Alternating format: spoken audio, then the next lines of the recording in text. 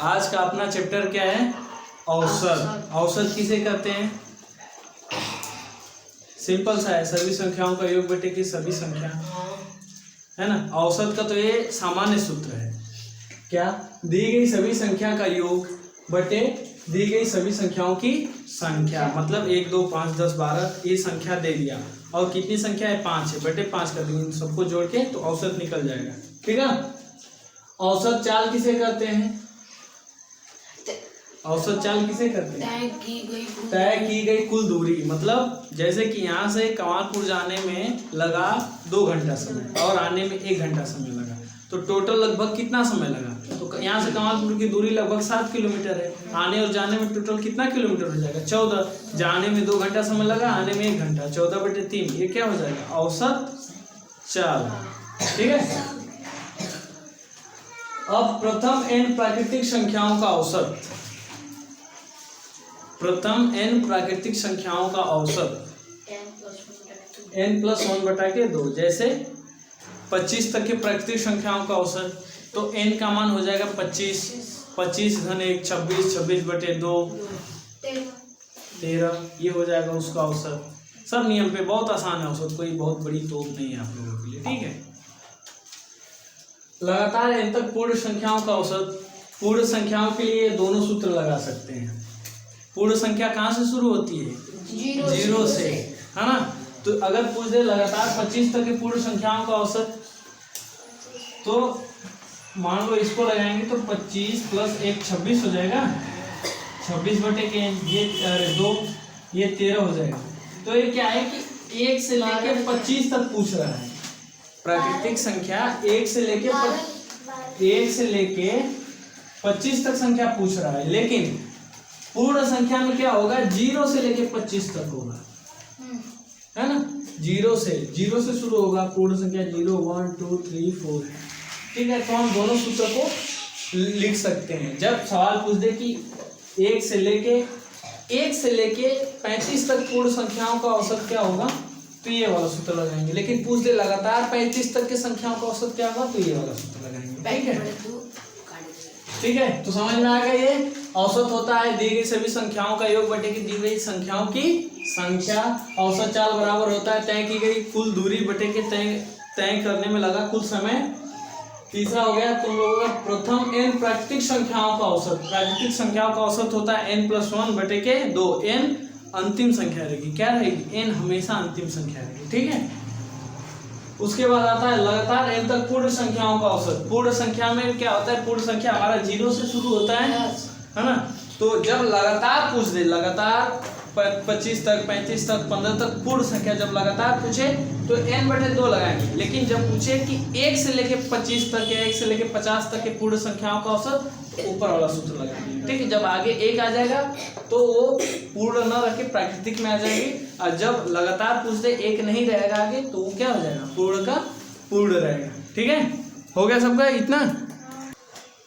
अगला सूत्र का लगातार n सम संख्याओं का औसत n तक। जैसे लगातार 25 सम संख्याओं का औसत, तो पहले 25 n सम संख्या निकालोगे, मतलब जैसे 25 को सम संख्या निकालोगे, फिर उसको जोड़ोगे, फिर 25 से भाग दोगे, तब जाके औसत निकलेगा, है ना। तो काफी लंबा चौड़ा प्रोसेस हो जाएगा, समय भी ज्यादा लगेगा। लेकिन हमको क्या करना है? सूत्र का सहारा लेना है, जो कि होता है बस n+1। तो मतलब 25 हो गया, 25 में 1 जोड़ देंगे 26, मतलब 25 तक के सम संख्याओं का औसत कितना होता है? कितना आसान है कि नहीं। उसी तरह होता है विषम संख्या। कोई पूछ दे 25 विषम संख्याओं का औसत क्या होगा, तो पहले विषम संख्या निकालोगे। 1 3 5 7 11 13 17 19 20 22, है ना।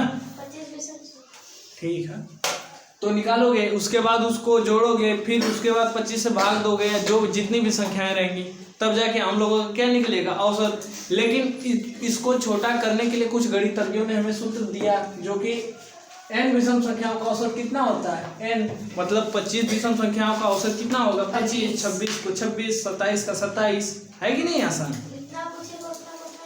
k के प्रथम n गुणजों का औसत, जैसे कि 3 के प्रथम 9 गुणजों का औसत क्या है? तो पहले 3 के 9 गुणज निकालोगे। 3 एकम 3, 3 दूनी 6, 3 और 27 तक ऐसे निकालोगे ना। फिर उसको जोड़ेंगे, मतलब जोड़ने के बाद फिर उसको भागा दोगे, क्या बोले, फिर उसको भागा देंगे, उसके बाद जाके हमारा औसत प्राप्त होगा।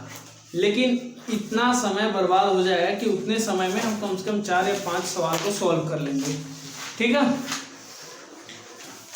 3 के प्रथम n गुणज, 3 के हो जाएगा, है ना, 3, 9 कितने गुणज है, 9 n के जगह रख देंगे, 9 घन 1, 3 कोष्टक में 9 घन 1 बटे के 2 हो जाएगा, 3 गुणे 10 बटे के 2, 2 5 10, 5 नहीं 15। 3 के प्रथम 9 गुणजों का औसत कितना आएगा, बस। अगला सूत्र क्या है, लगातार n तक प्राकृतिक संख्याओं के वर्गों का औसत, जैसे 1 से लेकर 20 तक के सभी संख्याओं के वर्गों का औसत। तो पहले 1 से लेकर 20 तक संख्याओं का वर्ग निकालोगे आप लोग, फिर उसको जोड़ोगे, फिर 20 से भाग दोगे, काफी लंबा चौड़ा। जिसको वर्ग नहीं याद रहेगा एक एक संख्या का गुणा करेगा, है कि नहीं, तो काफी लंबा चौड़ा प्रोसेस हो जाएगा। तो कुछ नहीं करना है, 1 से लेके क्या कितना तक पूछेगा, मतलब 20 तक या 25 तक जितना भी पूछ दे, तो 20 हमारा n हो जाएगा, यहाँ पे रख देंगे n+1, मतलब 20 + 1, 2n+1 यानी 2 गुणे हो जाएगा, है ना, 2n इसका मतलब गुणा होता है। यहाँ पे +1 कर देंगे बटे के 6, 20 से 21, 20 का 2 में गुणा है, 20 गुणे के 40 है 41। यहाँ पे कुछ नहीं, तो इसको क्या मानेंगे, गुणा। अब देखो 3 से भागा दे देंगे, देखो 3 7 21, 3 दूनी 6, 7 एकम 7, 7 चौक 28, 287 में 2 का भागा दे दो, जितना आएगा 1 4 3 5, कितना औसत होगा, क्या होगा, 1 से 20 तक के प्राकृतिक संख्याओं के वर्गों का औसत होगा। ठीक है, बस औसत खत्म, इससे ज्यादा औसत नहीं है। सारे नियम लिख लो आप लोग, उसके बाद हम सवाल बोलेंगे, हाँ फिर लगाएंगे सवाल। ठीक है।